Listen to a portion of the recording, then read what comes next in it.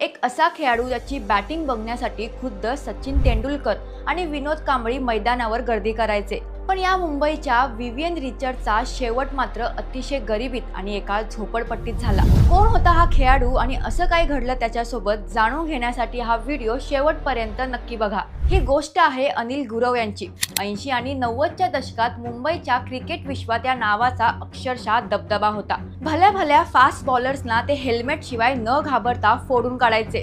त्यांच्या या खतरनाक खेळामुळे त्यांना मुंबईचा क्रिकेटचा विवियन रिचर्ड्स असं म्हटलं जायचं। त्यांचं टॅलेंट इतकं भन्नाट होतं की असं म्हणतात खुद्द सचिनने त्यांना आपली बॅट गिफ्ट केली होती।